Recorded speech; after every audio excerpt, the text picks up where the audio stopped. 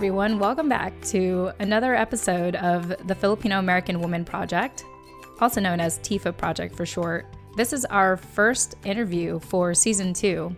And fun fact, this interview was actually done in March 2020 to wrap up our first season. So you'll actually be hearing a lot of things that may be outdated, and I highly encourage you and invite you to join and contribute to our newsletter community, in which you can learn more about on our brand new website, tifaproject.com. That's TFAW, as in the Filipino American Woman Project.com. So some things to note before you listen to this fine interview. We were not sober, especially me. So enjoy that. In fact, I didn't realize I was going to be doing an interview until the wonderful Maxine Dimalanta joined us on the show. And apparently her and Nani had been communicating back and forth to be on the show. And at the time we were doing our live show, it was really just intended for Nani and I to, not be sober and just have fun with our Instagram community. But, I actually am so glad that we did this interview, because 3 months later, I really feel like this interview couldn't be any more relevant in today's times and now. And when you listen to Maxine's story, you'll know why. All right, so some housekeeping things before we jump in. In addition to our new website, we also have a new phone number where you can now text or leave a voice message. And so this is how Maxine got on our show, because we shared this number toward the end of the last season. So save this on your phone, get a pen and paper ready, or pull up your phone. I mean, actually, if you are listening to this podcast on your phone, then you already are on your phone. So go ahead and open up your contacts and save this phone number. Ready? It's 415-484-TIFA, TFAW. Or if you want the actual numbers, 8329. All right, once again, that's 415-484-TIFA, 8329. I'll just say it all in numbers because I know that the letters can be distracting sometimes and all that jazz. So 415-484-8329. And since you're on your phone anyway, shoot us a text. Say hi. Say, hey, I got your number. And you are always welcome to text us. Just like how Nani manages our Instagram community, she also manages our phone number. So feel free to text us there, leave us voice messages. If you leave us voice messages, we'll probably play it on the show. So there's that. So once again, we would love to engage with you, and we want to hear from you, as soon as you listen to these episodes. So once again, I'm going to say the number one more time because I think it's really important. 415-484-8239. Also known as TIFA, TFAW. Lastly, this show wouldn't be possible if it wasn't for our sponsors. So it would really mean a lot to us if you could take the time to learn about them by visiting our website, tifaproject.com, which, now that I mentioned the website, I am so thrilled that there are a lot of people in our community who've taken the plunge and started podcasting. And if you're just about ready to start podcasting, I want to give a little plug to our sponsor, Captivate. So Captivate.fm, which you can learn more about in the show notes on the website, tifaproject.com. We had decided to transition to this platform from our original platform because for years I've been just talking about trying to get a website together. And the one thing I love about Captivate is that it does everything typical web hosting services do for your podcast. But in addition to that, they also give you a website. And their website, as you can see if you visit tifaproject.com, it's very user-friendly, and it's very social media friendly. So it makes it really easy for your listeners to go to the website, to share the post, to share the episodes.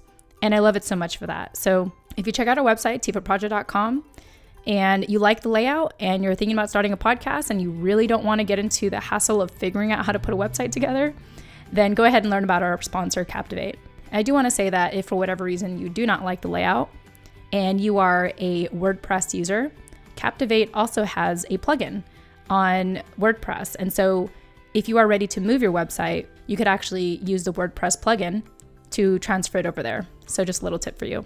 That's enough announcements. I hope that you enjoy this interview with Maxine Dimalanta. Remember, we were, at least I was not sober. So thank you in advance for your grace as always. And I hope you have a good laugh, but most of all, I hope that Maxine's story really resonates with you. All right, let's dive right in.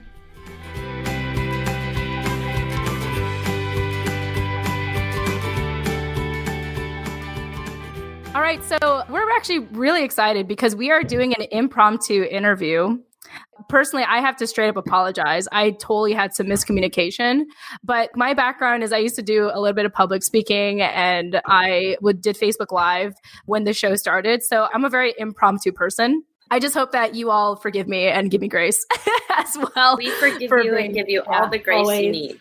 Thank you. Oh my God. I have so many amazing friends in my life. Like, it's actually almost strange when I run into someone who's like not nice, like I don't know about you guys, but like a lot of my friends are really cool. So then that's if good. I run into someone that's like very insensitive or like makes it about them or something, or criticizes me, I'm just like, whoa, like you people still exist. Like I'm waiting to get to that point. I'm like still trying to cut the fat out of my circle, Yeah. All good. But sometimes, healthy fats are good for you. So, but sometimes I'm trying to keep the healthy fat and cut the unhealthy fat. Difficult. Oh, yeah.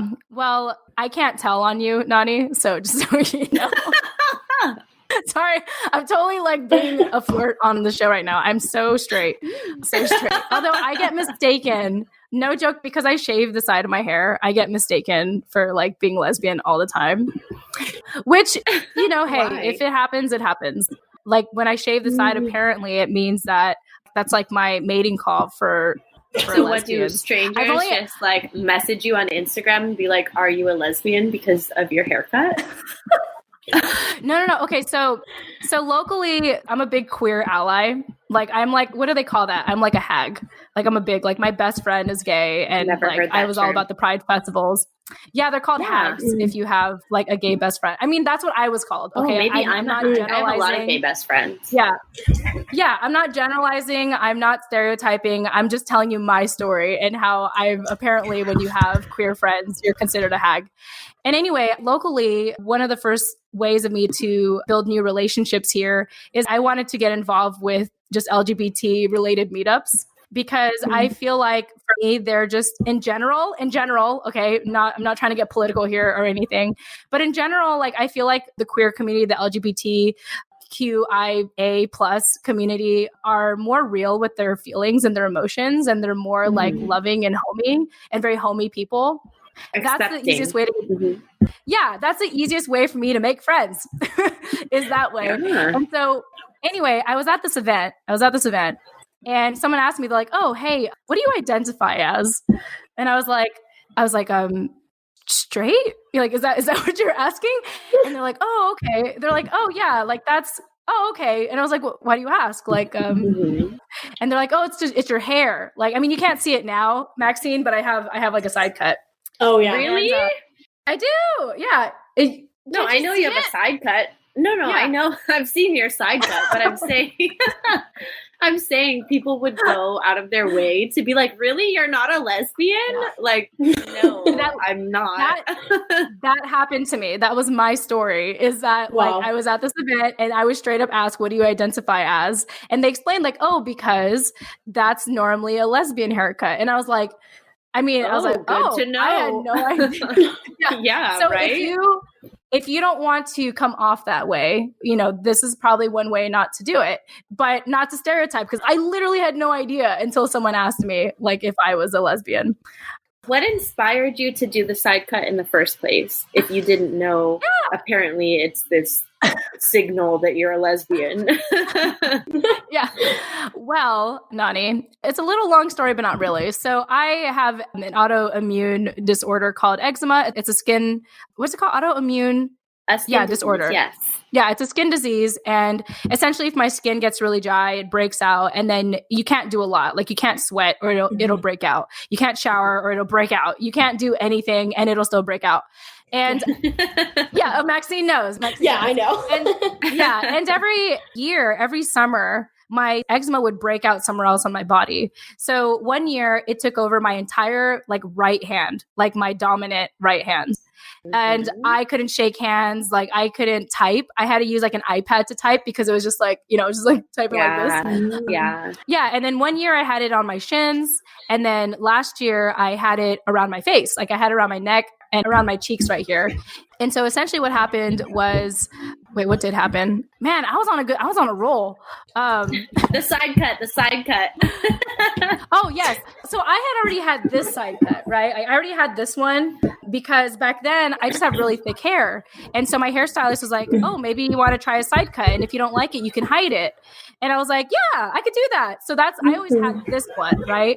But then when my skin started to break out on this side, I went to the hairstylist one day, and they're like, oh, do you want this side shaved? And I was like, yeah, let's do it. And so she ended up shaving it all. And initially I was like, oh my God, what did I do? Like I could never like appear in a professional setting ever again. Like I almost feel like I put like a tattoo on my face when I did this. But I have grown to love it. And I usually tie my hair up in a bun.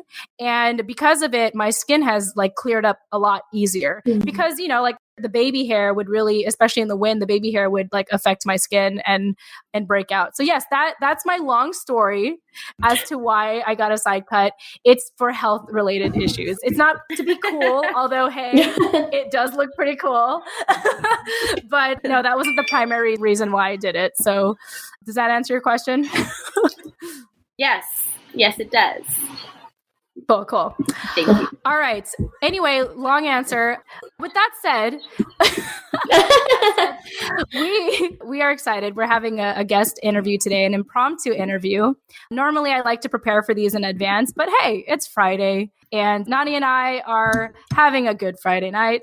Maxine, I hope you are as well, even if you're not joining drinks. Okay, good. Yeah. I hope we're entertaining to you. I try. But yeah, we have an impromptu interview tonight, and I'm just going to like roll with it. And my goal today, my personal goal is to uncover a story out of you, Maxine. And I know that you were texting Nani. Nani manages our text messages. And so actually, yeah, why don't you go ahead and introduce yourself, your first and last name, and let's do a little icebreaker. Like, what do you want people to know about you that you think they wouldn't know about you? Yeah, so my name is Maxine Dimalanta. I'm 19 years old, and I'm currently a second year at UCLA. I think for your icebreaker questions, the first thing people expect for me, like when they see me and I walk into a room, is not that I'm Asian.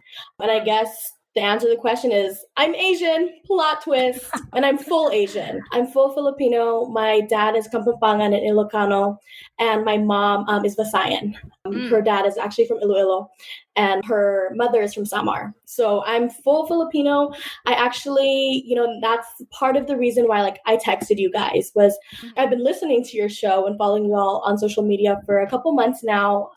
I don't remember the first episode that I listened to, but it was actually my undergraduate counselor, Elaine, from UCLA, that you all interviewed a couple months back, I think, or I'm not sure how long.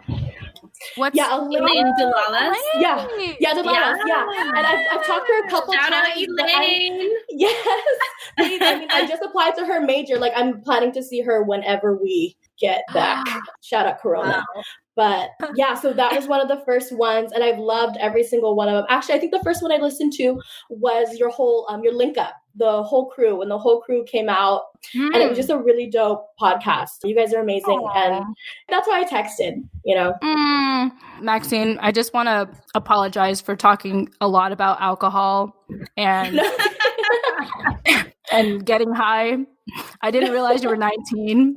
Oh, it's okay. No, We're girl, we don't mean to be a bad influence. Yeah, I thought you were in our age group. I'm so sorry.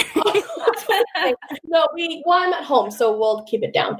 But I'm with my extracurriculars as well. All right, just so you know, I'm not normally like this. I usually drink water every day, and I sometimes exercise.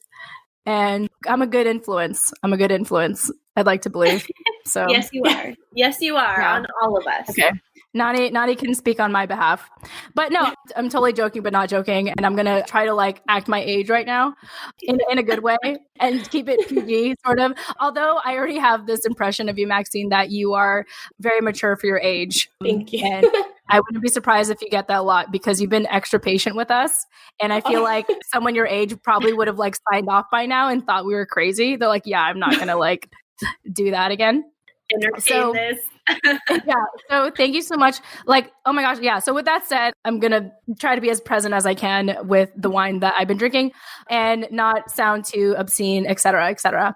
Oh my gosh. 19 years old girl and UCLA. Wow. That's amazing. And Elaine, what a small world. You know, her and her husband and their colleague have an amazing podcast show, T-File Podcast. And I'm just so glad that to me, I feel like we just interviewed someone. We interviewed Janelle. Her episode's going to be out soon. And she had listened to all our episodes before she ended up like on our show. And it was really cool to really engage with the listener.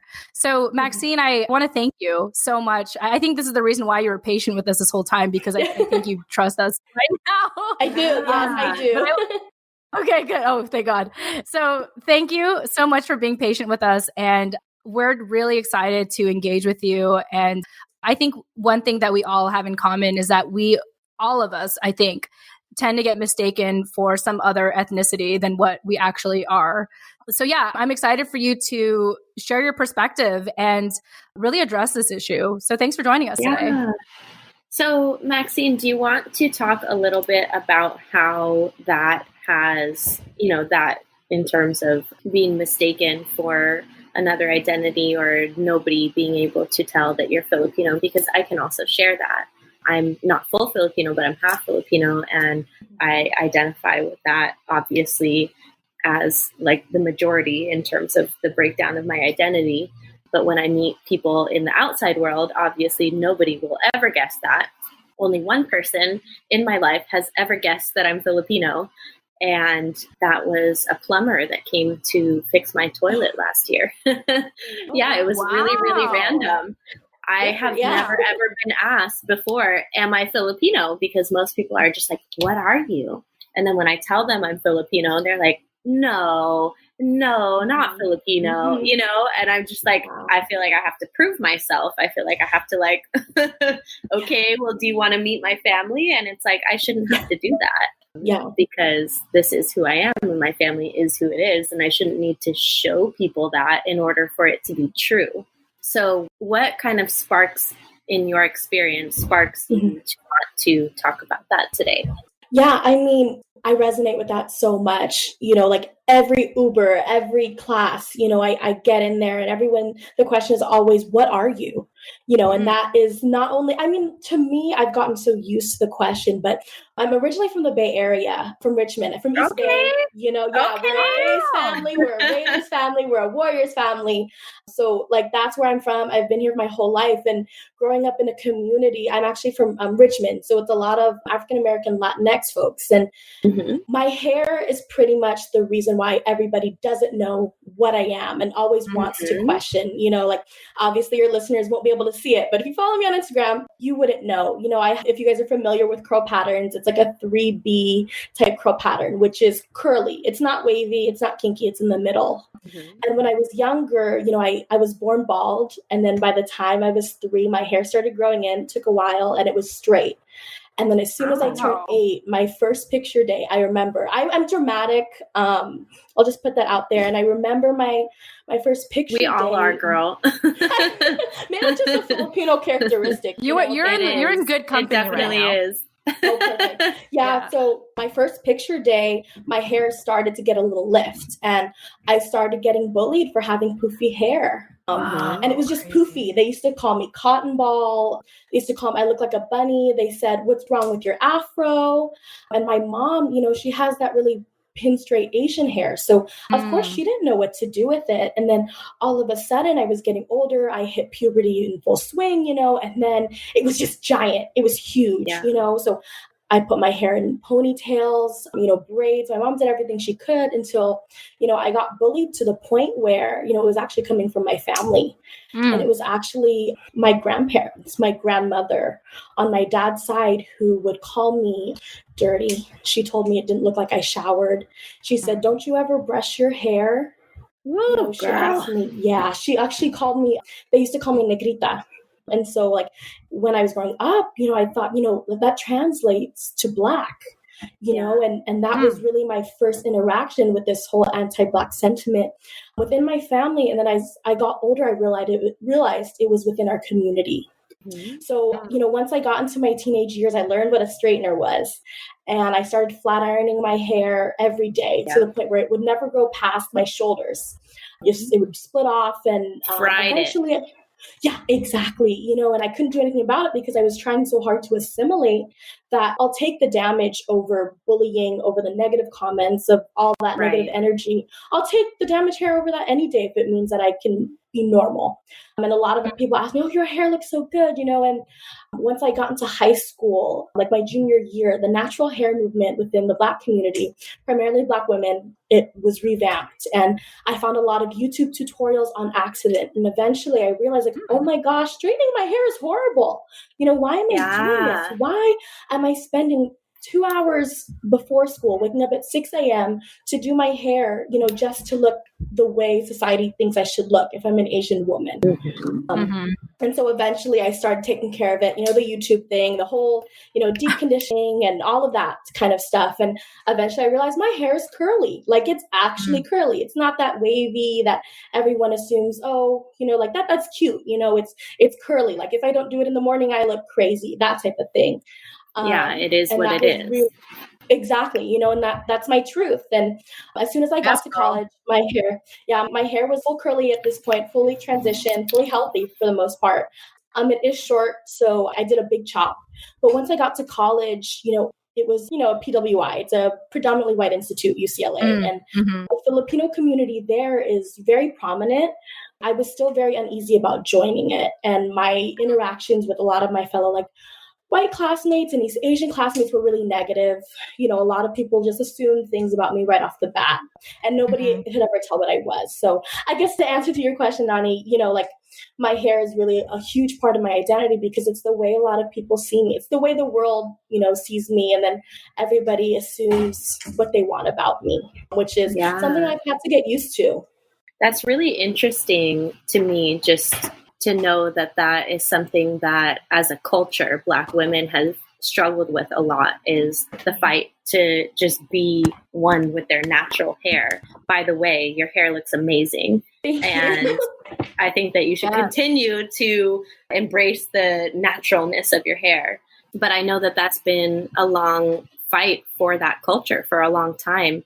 And for people or the community that you were in, unfortunately, the Bay, to have kind of stuck you in that category and stereotyped you as that and treated you with the, downfalls of that stereotype when you're not even 1% Black is insane. But that just goes to show how people really don't take the time to learn about a person. It's literally just face value. And that is a narrative that we want to and that we're trying to change, obviously, but it's a reality that we all face, whether it's from your standpoint or my standpoint, which are both very different, but at the end we start in the same container, and so it's really interesting to see how two people from the same community can be received so differently, especially you're in Richmond and I'm in Oakland,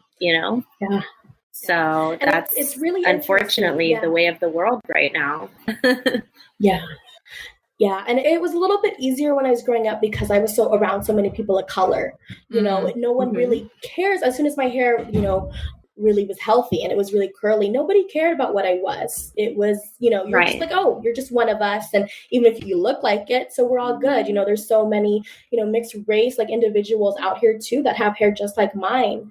But it was really once I got into, UCLA, and I ended up going to their admit weekend for Filipinx students, which I thought was so amazing. Maybe I'm going to meet someone who looks just like me, who has the same struggles as me, and then I got there and I didn't. It was like, oh, because for the longest time, I really thought that there were other people out there like me. My dad has always told me this because he's Kapampangan. We think we have a lot of roots in our indigenous people, the Aita, who live, in the mountains of the Philippines, and specifically Pampanga, and I know a couple of other provinces. So we think there's a lot of indigenous blood, obviously, that led to, my dad's side of the family with really darker skin complexions and more Afrocentric features, as they call them. And then, so I got back to the admit weekend, and there was no one who looked like me, no one who understood the struggles, no one who really I could resonate with. And that was really, defeating. It was I felt very defeated in terms of like, I'm not going to be able to integrate into this community. And so it was just very hard, I think, just trying to come to terms with my Filipinx identity if the world didn't see me as Filipina. That's just so crazy, because I was just thinking, like, it's hard enough to identify as a Filipina. And like, it's hard for us, first of all, for many of us to accept the fact that we're Pinay and be proud, right? But then to prove it to the world is like a whole different challenge. And so, as Pinays, as women of color, it's just this constant uphill battle of having to explain ourselves to people. Even you, Nani, even though you're half, like, you are part of it, like, you're part of it because you're mixed, you're a mestiza, and it's just this constant, like, us saying, this is what I am. Okay. Like, why does it even matter? Like, I'm not like an animal that you need to like figure out how to be around and not scare right away, like a deer, like we're a human, like, I'm a human being. I can speak English. I can give you eye contact. Just talk to me, So it's so crazy. And then like, especially that you're full Filipina, Maxine, and yet people don't see that. I mean, it's crazy. It's crazy that you go through that experience. So thank you so much for sharing that. And thank you for reaching out to us and joining us today. And you're very articulate. I'm not saying that because you're 19. Like, I'm not trying to say that because you're 19, you're like 14 years old or anything. That's not what I'm trying to like do or anything. But I just really want to acknowledge you for how articulate you are, and also how courageous you are. Because I think even for myself, I didn't really start speaking out about who I was till, I don't know, like a little less than a decade ago. And you're 19 and you're like, I'm going to tell the world who I am. So thank you. Like, I just want to applaud you and thank you for joining us on our show and sharing a piece of your life and your story as someone who struggles with, being Filipina, but always being mistaken as Black. Yeah, no, it was something that I really wanted to, do, because I, listening to all of your podcasts and just the diversity of the Filipina identity. Like, I think a lot of the times nobody acknowledges the fact that we're so many different shades and so many different hair textures and sizes and so many different facial features that, like, I feel like stories like mine go unheard sometimes. And I really appreciate, that you have created a platform in which we can all be heard. And it's something that's really important to me. Yeah. But I think that that's a really important thing to be touched on. And I know that we touched on it before with, I forgot who it was we interviewed, but her mom was Filipina and her dad was Black. And so she was half Black, but she looks more Black. And I guess she was kind of describing that her mom, like when she got older, was kind of like, why are you so dark? And she was like, well, you're the one that made me, so you tell me, you know what I mean? Like, her mom was kind of resenting her for that. And that is a huge thing in our community that I think a lot of people don't want to acknowledge, or a lot of people don't want to recognize it because it doesn't apply to them. I can share in my personal experience, and this is not to like bash my family or put them down or anything like that. But in my experience, I've brought home a few guys in the past. My first boyfriend was African American. And so when I first brought him home, I think I was 14 or 15. It was not a big deal. I didn't think anything of it.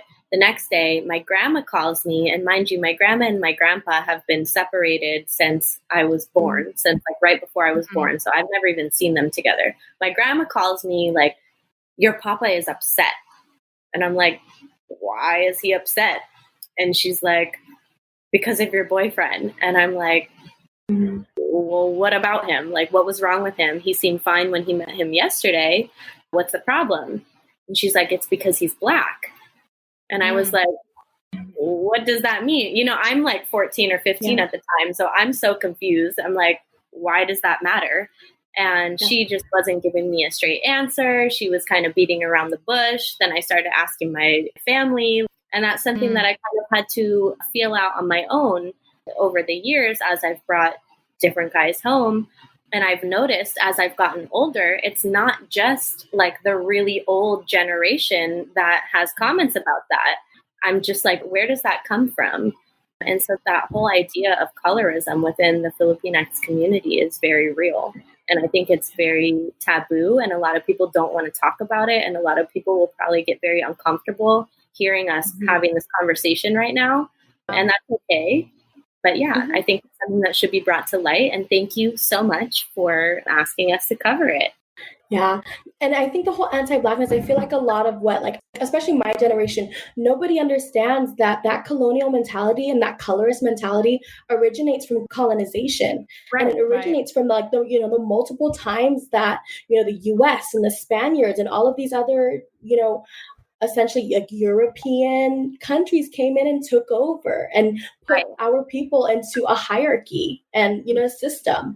And that, you know, that's and that hierarchy of colorism. And they established like, oh, well, lighter skinned people get better treatment, or they get more access to education, money, or, you know, whatever it is in the world that people need economically. Like, that's a fact that's been proven historically. And it's just been reinforced by things like colonization and et cetera. Yeah. So. Wow. What a heavy conversation. Thank you so much, Maxine.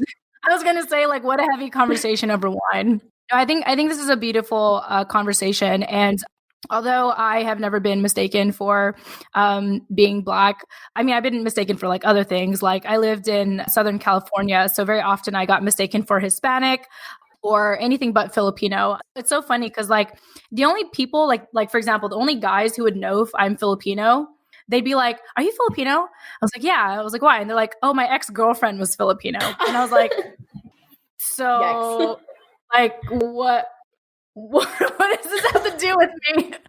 You know? But yeah, no, I personally have been mistaken for a lot of things.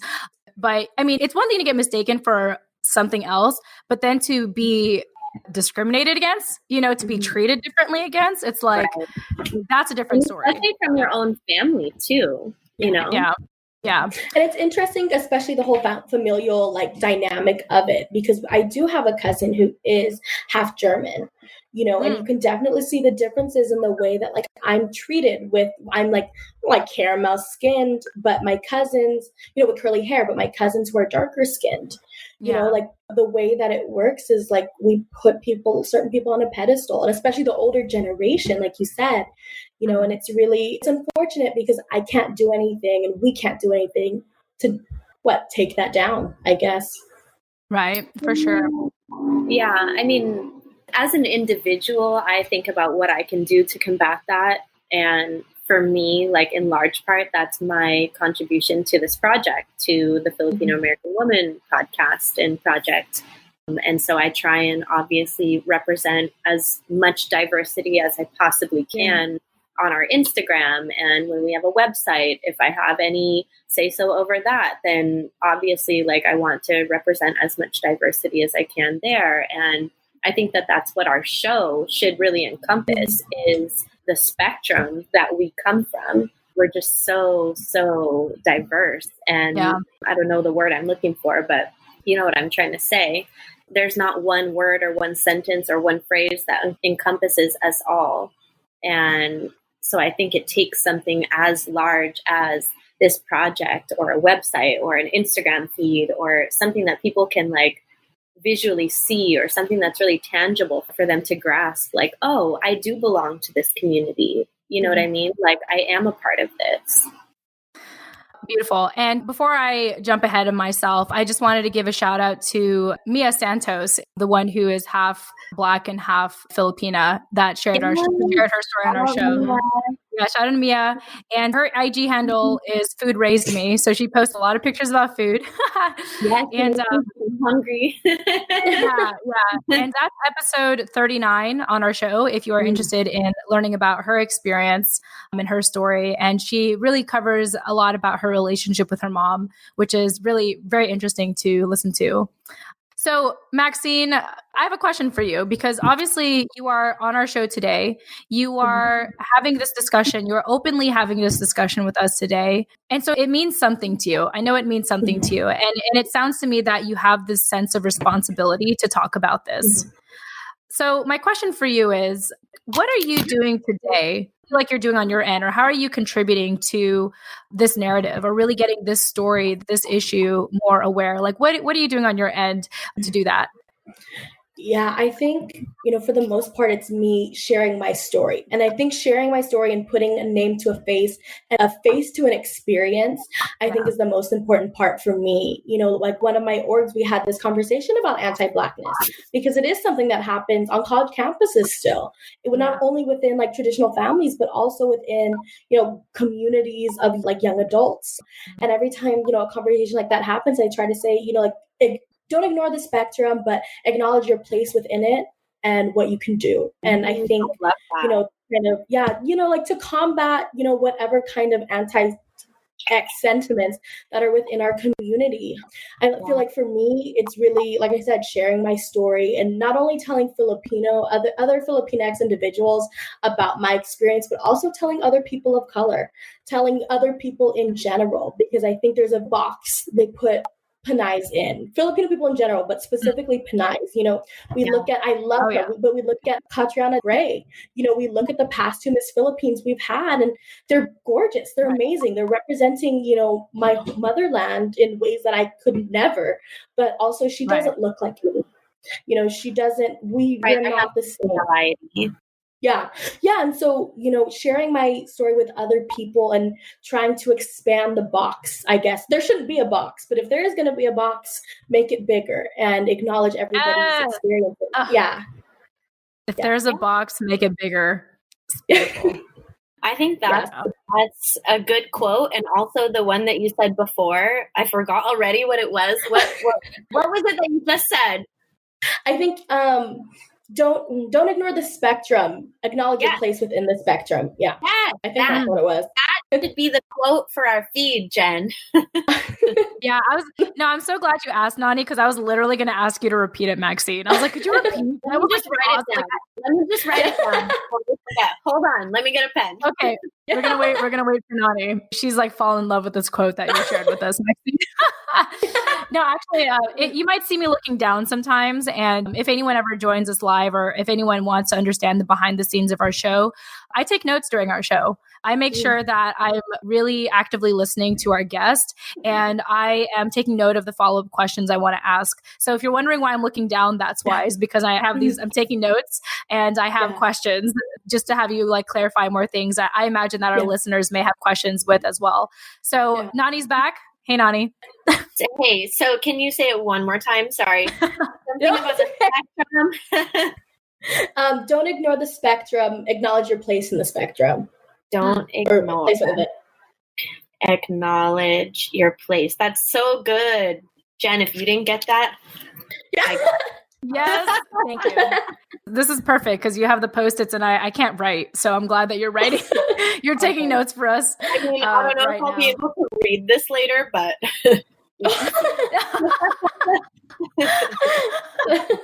we'll try. So Nani just showed us her handwriting in case anyone's wondering, at least right now. Her current handwriting doesn't represent her actual handwriting. No. When I'm regular, then my handwriting is much better. It's there you go. For the record.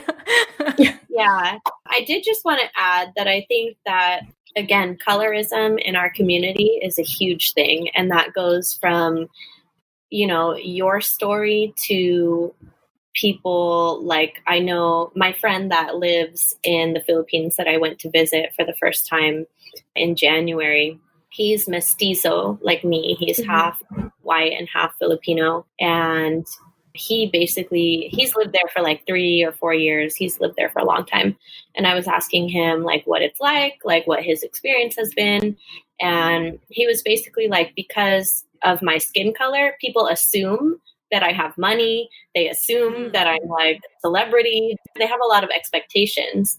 And so when they meet me and when they interact with me and I'm not what they expected, they, essentially talk shit. And he was like, I watch the people in my community judge without even knowing people. The darker your skin, the less they expect you to have. And the whiter your skin, the more they expect you to have. When in reality, that is the furthest from what the situation really is sometimes. Yeah. And so in the Philippines, I think that sometimes that makes sense because they're not as like progressive and advanced as we are here, at least in the Bay Area, specifically within the United States. But if you are from the Bay Area or California, you kind of have no excuse for that. That behavior is not really acceptable anymore. And so I think it's also important to note that. For sure. Beautiful. So, Maxine, you are sharing with us that the way that you are being the change that you want to see is by sharing your story. So, what else of your story that you haven't shared with us yet that you would like for us and our listeners to know about you? Ooh, that's a good one. I think, I know you do. I know in the past, I know in some episodes, Jen, you've mentioned how you were bullied by like Filipina girls in your like own experience. And I think that's something that I was never bullied, but I was never accepted, if that makes sense. And and that I think was hard. Like I've never had a Filipina best friend. I've never had Filipino friends, like period. I think I had one in elementary school, like one time. And it was because we're such a diverse community, but it was never something that, I associated with myself. Like my relationship to my Filipino identity up until I was 16 was like zilch. Like I refused, not only was I trying to assimilate into American culture, but like my parents actually immigrated here as children. They grew up in the United States. They actually went to my rival high school in the Bay Area. Oh, wow. Where? Yeah. So I went to De Anza, but they went to Pinot Valley. Okay. So like, So your equivalent to our rival would have been Salesians, yes? Yeah. Oh, wait. Sorry, could you say that again? You cut out really quick. Girl, I went to St. Mary's. My old roommate's there. My brother's best friend is there right now. Like I know so many people. My cousin went to Salesian. Like it's a small world. Like our arch rival. Salesians is the rich people. Yeah. So that's like who we rival. I mean, they were having some issues a couple weeks ago, but I know the whole thing. I know a lot of people. 10 years ago. I don't know anything about that. I know we've been to St. Mary's. My old roommate from last year from UCLA actually graduated out of St. Mary's, and I have a lot of friends up there too. Oh, cool. Yeah, so it's really dope. Yeah, but my parents are very Americanized. Neither of them speak Tagalog. They understand, but the whole accent thing within the Filipino culture, especially when you come to America, it's like nobody wants you to speak the language because they don't want you to have an accent. Right. And so like not only did they not speak, now I don't know what's going on. You turn on TFC, I can only point out like certain words, and that I think really made it translate. Oh my God, no, yeah. And I really want to learn, but it feels like, I know I'm so young, but like it's a lot of work to like learn a language that's really. No, I'm having our podcast editor basically teach me through Facebook message.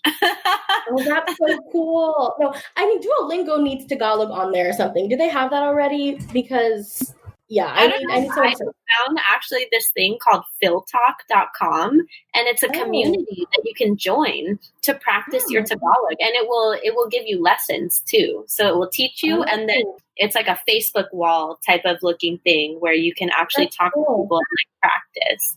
That's really cool. I'm going to do that. Yeah.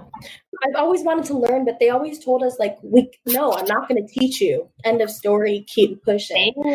Yeah. And it was like, damn, like I lost, like there was so much potential for me to be bilingual, and now, you know, it's gone. But like I grew up very Americanized. The only really like cultural, I guess, like exchange, I guess, that happened in my life was when I was with my grandparents. And when I was with my grandparents, I just, you know, I felt even more not Filipino. I felt like I don't look Filipino, therefore I'm not allowed to associate with my Filipino identity. And that's it. And so like growing up, like if I don't speak, if I don't know the culture, if I don't even watch TFC as much as like, you know, my peers do, am I really truly Filipino? Right. Like, there, you know, it's a very much like the identity crisis almost. Yeah, and that's not something that you should ever have to question. Like, I'm here in the same house and as a part of this family, just like everybody else that I'm looking at, who I look at as validated, yet I'm questioning my own validity because I look a little bit different, and that's not my fault, you know? Yeah. Yeah, and it's not my fault. And it's like, why do I have to carry myself through the world in this kind of state of uncertainty about how I'm supposed to present myself and how I'm supposed to act and what, you know, all of these different aspects of my life, all because I don't know my responsibility. Exactly. Yeah, it's not my responsibility to educate you on the history of our people, and the history of me. You're not paying me unless you run me a check. Then, you know, keep your questions to yourself. But people don't understand that. They still ask. Wow. Oh my gosh. We've had quite the conversation today, Maxine. I have one more question for you, if you don't mind me asking you a million and one questions. Okay. So you had mentioned that you have experienced bullying in your own family, which I think is like a rite of passage for everyone raised in a Filipino family at this point. Yeah. So I'm curious, you know, obviously you've risen from the top, you know, you're in a place where you could really shine and be you. How would you say is your relationship with your family today? Like, have you kind of decided to maybe temporarily distance yourself? Have you made amends with them? Especially because if your family does stumble across this recording, you know, it's like, what do you want? Like, I'm just curious, like, what is your relationship like with them? I know for me personally, I talk about my family a lot on this show, like a lot, but I don't share any photos of them on my social media. So I hide their photos like out of respect. But my story is my story. Like I want to speak my truth, you know, and if they want to speak their truth, like they can come on the show, you know, and a lot of them, I think if they are listening, I know, right? But I think a lot of my dedicated to interviewing our family members. Oh man, that would be a very interesting experience. But yeah, I can only imagine that my family, if they do listen to the show, they're just like eavesdropping, and they'll never tell me that they listen to the show, except my sister. My sister tells me that she listens. Yeah. So I'm just curious, like, you know, like where are you at with your family? Like how are they taking it that you're so open about this? Where are you at?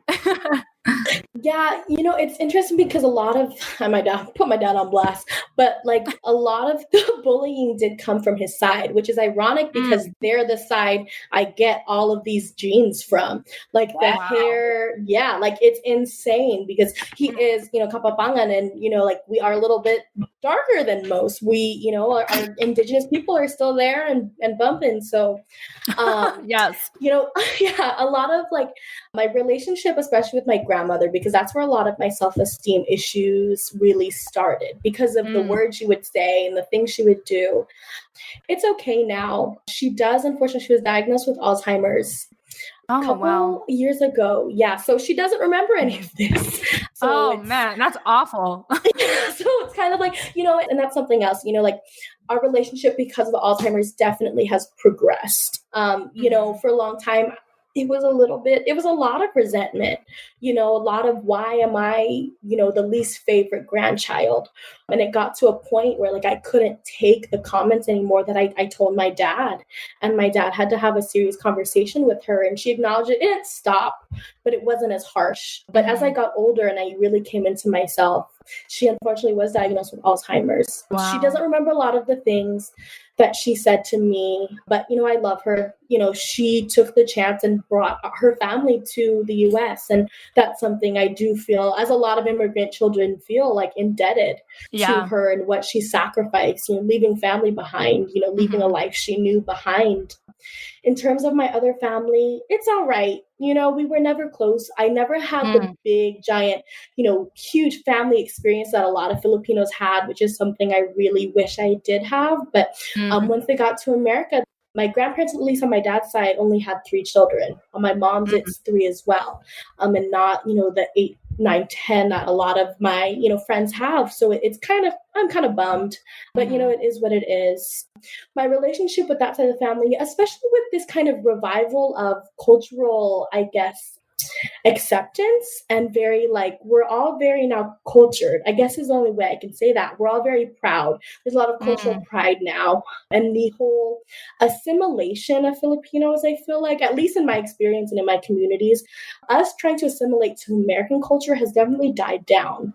There was a lot less I want to talk white, whatever that means, or I want to act white or listen to white music, whatever that means. That shouldn't be.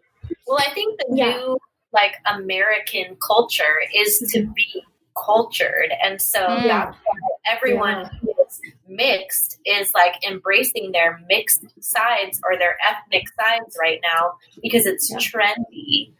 But that's another topic I can get to.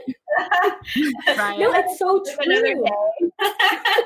And all of a sudden right now to be ethnic, whereas before, and you can make ties to that as close as the Kardashians. You know what I mean? Before the Kardashians existed, everyone wanted to be Paris Hilton, blonde and skinny, and no ass and no boobs and no nothing, just skin and bones. And then the Kardashians came, and now everybody wants to be curvy. Everybody wants long hair. Everybody wants, you know what I mean?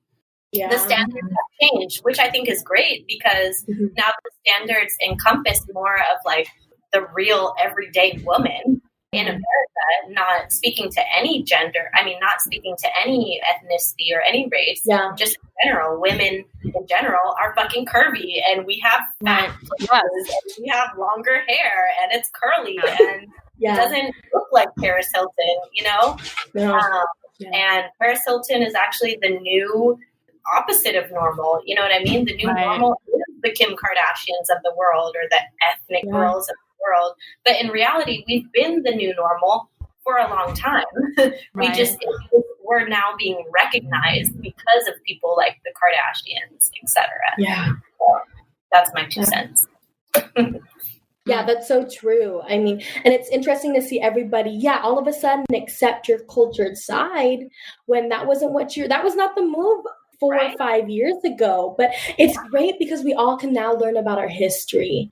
And I think that's the most important part of this all. I know you're a UC Davis historian. I don't know her name. I'm the worst. But I love listening. I love listening to Stacey's episode because there's so much that I didn't know about my own people and about our experience in, America. And then if I had been taught that, X amount of years ago, I would be complaining about my hair. I'd be trying to educate my grandmother, and my cousins and all of these other people, because I think education it's the way to go, and it's the way to learn and grow, which is why I am an education major. So that makes a lot of sense now. But learning about my history has empowered me to try to pass that down. And especially with my little cousins, I have actually this family friend. She's actually half Lao, half Black. And when she first saw my hair when I went natural, that's what they call it, she was like, "Your hair looks so crazy. Why does it look like that? You need to tie this up." She's like a 5-year-old. She's this beautiful, mixed girl, but she really resents the way my hair had was big. And then, she was like, "Why is it so short now?" And all those kinds of things. And then once I saw her the next time, she cut it as short as mine. And she goes, "I want my hair to be curly too." Because now it's trendy. She saw her favorite whoever on Instagram post a picture, and now she wants that haircut. And it's just wow. I was thinking about that today. Are we really that naive as a culture, as a community, to say those types of things? And it's only human. I talk this shit, but I also fall into the trap of that. I also want to be attractive, and I want to keep up, and I want to, whatever with the Instagram community, if I'm going to be a part of it, I want to play. And so there is that kind of fine line to draw. And there is that's really where your like sense of self, I feel like, individuates you from everybody else in the social media world. Is like, are you here to play the game, or are you here to have your own agenda? A lot of people have our own agendas. My goodness, what a conversation. Well, hey, Maxine, for our listeners, there's no one else joining live at this point, so we could go on forever. But I think eventually we do have to call this to an end. But hey, Maxine, it was an absolute pleasure speaking with you today. Thank you so much for taking the time. I mean, for reaching out, first of all, and wanting to be on our show and speak up and share your story and really talk about like how you are being the change that you want to see. Especially at 19, let me tell you, I was not doing this at 19. Okay. Like I did not do public speaking till after college in my young 20s. I mean, don't get me wrong. I was an MC back in my day in high school. I used to run the student assemblies. I forgot I did that.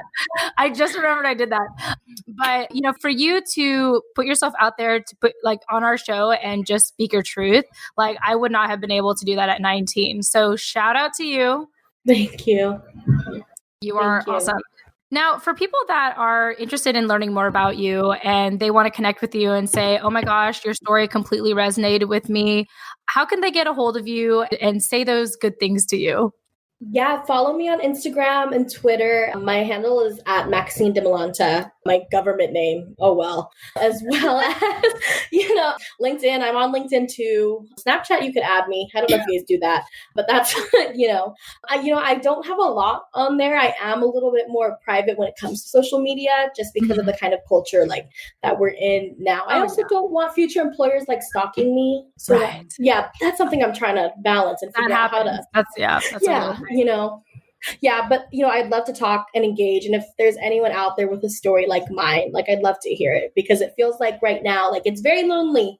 And just to, if this resonates with anybody, I guess that was really the point of contacting you all. Yeah. Well, thank you so much. And, when we started this show, I mean, like when I revived it, I thought like, I didn't really think anyone was going to listen to it. I was like, oh, it's really just a show for me to collect stories and make myself feel good and make myself feel represented. Like it was more of like a selfish thing. And long and behold, Nani comes into my life. She finds this on Instagram and she was willing to join me on the show without knowing what to expect, because she's never like seen me with a co-host before. And it just like worked out so beautifully. And we have this beautiful community as well. We have over 1,600 followers on Instagram now. And I think we like hit over 800 likes on Facebook. Not that I'm really on there, to be quite honest. But that's cool for not trying, right? Yeah.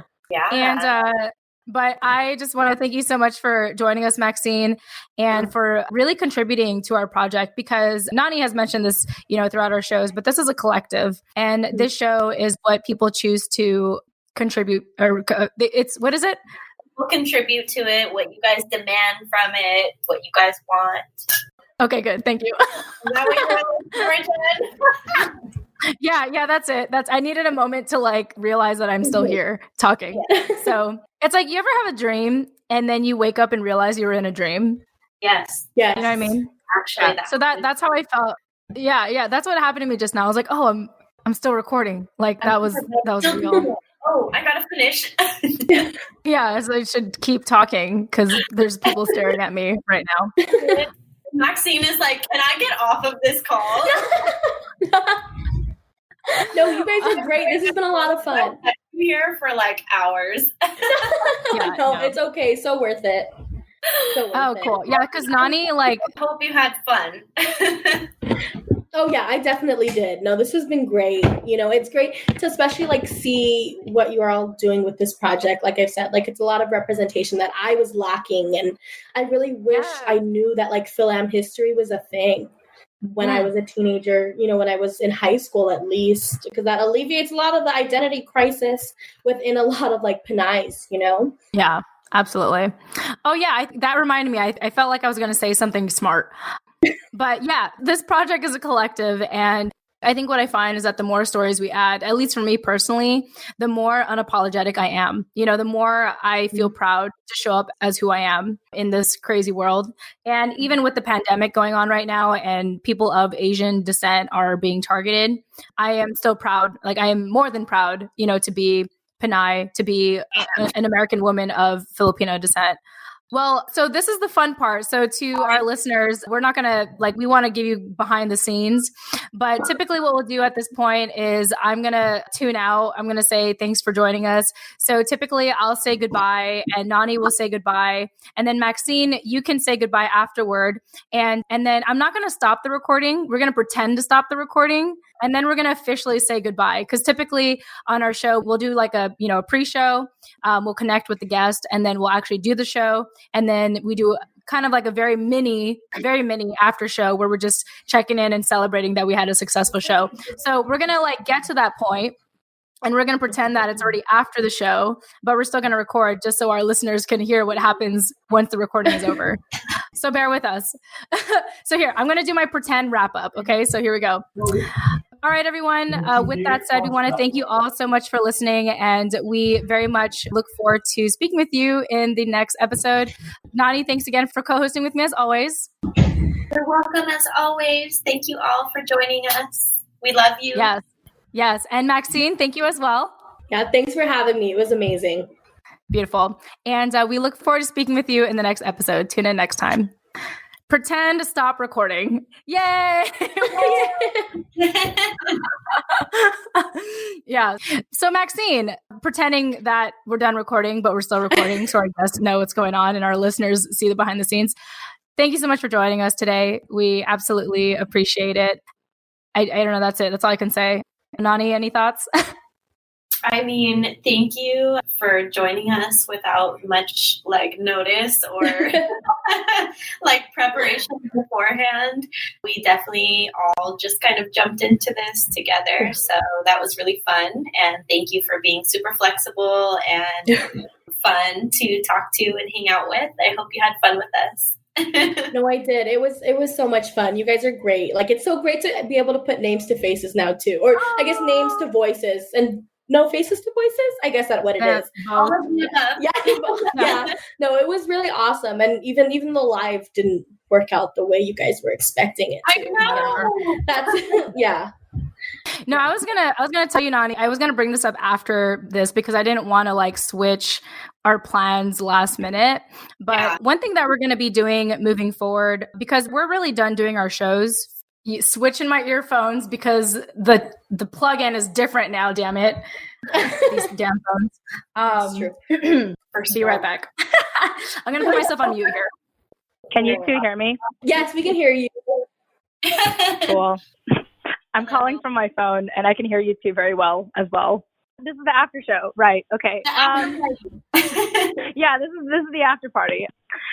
Yeah, so one of our future plans, at least, so since we're not actually doing our shows anymore because we're going on a spring break, people seem to like to jump into these IG live stories, but obviously we have technical issues with it. But aside from the technical issues, we actually are planning on holding, this is not in any higher education scientific way, but we're planning on having focus groups of our fan base, for people who've been listening to us on our show, and just having a session like this where it's just 2 or 3 of our other listeners just sharing their feedback on the show and what more do they want to see, or what else should be added to the show. So that's one thing I wanted to talk about with you, Nani. Since this is the after show, and Maxine, you are welcome to jump off anytime. So don't feel like you have to stay here. You could just cut me off because I will talk a lot. Wait, I'm actually, let me pause. I will be bantering. So if you want to, you need to go. Yeah, I will. I'll head out now. It is time to eat, but yeah, it was so great talking to you all and meeting you both. Yes, you love it. And too. Yeah, no. Yeah, and if you ever do another one of those, the link ups in the Bay Area, let me know. Or LA if it's not, because that was a really dope episode. And I really enjoyed that one. Good. I'm so glad you liked it. Yeah. Well, okay. Thank you so much, Maxine, for joining us. And we look forward to having your episode ready. Yeah, And have a good night. And I will banter a little bit more with Nani. Yeah. Okay, take care. Yeah. Sport. No, of course. Yeah, take care, you guys. Have a good one. Have a good night. Bye. Bye. Bye. Okay, cool. Hey, still recording. Wait, where did you go? Wait, where did you go? I'm still here. Can you see me? No, can you see me? I could see you. Can you hear me? I can hear you, but it's just a black gray screen. Oh, why is technology not on our side tonight? I know. It's just like so strange. But I can hear you just clearly, and hopefully my video will be back before you know it. But anyway, to our listeners, this is normally what we do. We, do a little banter with our guests after the show.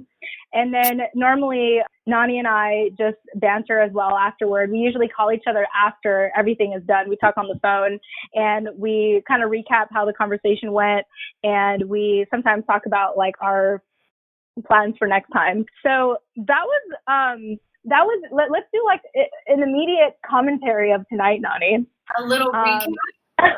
little recap. Yeah, we started hopeful on Instagram Live, and which didn't work out the way we planned.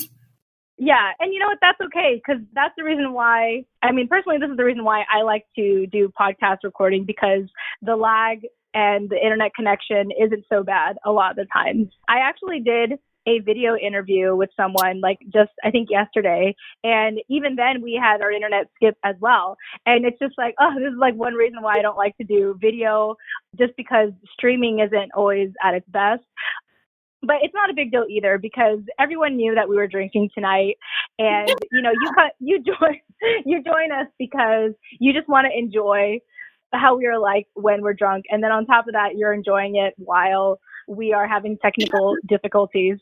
Yeah, I realized most of the people that were joining us are people that were joining us for like personal reasons, Right. Like we had a few of our like, what do you call it? Diehard listeners, but everybody else was like a personal friend. Yeah. Well, hey, I'm feeling good. I'm happy that it turned out the way it did overall. And the edited version that Dennis will do such a tremendous job helping us with will polish this up for us and will make us sound so much better when people listen to the replay. So you're welcome, everyone. And only people that were really there know what really happened. Yes. They share that special moment in time with us. Yes. Yeah. Let me just make sure. All right. Well, I guess that's it. Like, how are you feeling? Like, you like cook dinner for yourself? I'm literally making dinner. I have my rice cooking because I lost my rice cooker. So I'm making it. Oh, no. Yeah. And then I have these real fancy veggie burgers that just came out of the oven. Nice. Well, why don't we just wrap up the call here, Nani? And I'll call you afterwards just to talk to you. Yeah. We'll just do that. We can like FaceTime. We can FaceTime on my phone. Just FaceTime me on my phone. Yeah. But let's go ahead and wrap this up together. How do you feel about unapologetically having shared behind the scenes of our normal type of interviews? How is that experience like for you? I think that I will have to listen to it back when I'm sober and then answer your question. No, I'm just kidding. Well, slightly not kidding. I would like to probably hear it when I'm sober, but you will. Thanks. No, I thought it was really great. I thought that Maxine had some really great perspective to contribute. And I think that she opened up a different conversation that we maybe have not had on the show before, that I think is really essential to the community. And maybe it doesn't affect everyone in the community on such a personal level, but for the people that it does, I know that it will be really impactful to hear. You weren't the only person who struggled with that or experienced that in their own families. And for me specifically, I shared that experience about my grandma and grandpa, but everyone who follows me on Instagram or who knows me from this show knows that I like love and praise both of my grandparents with everything that like I am. And so it's not, again, a conversation to be opened. It's not a statement to be made. I'm going to stop there. Good night, y'all. Beautiful, beautiful. Yeah, I mean, and really that's what the show is about, is just ongoing conversations of exploring our identity and, you know, just making sense of it all. And ultimately, I think loving ourselves fully.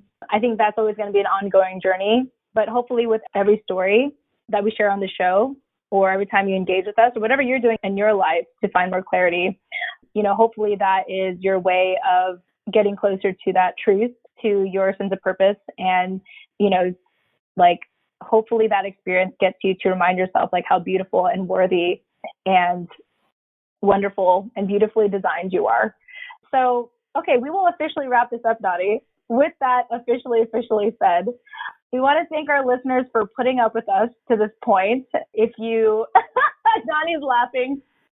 We love you. We appreciate you. If you find us entertaining, we don't understand you, but we love you. Yeah, exactly.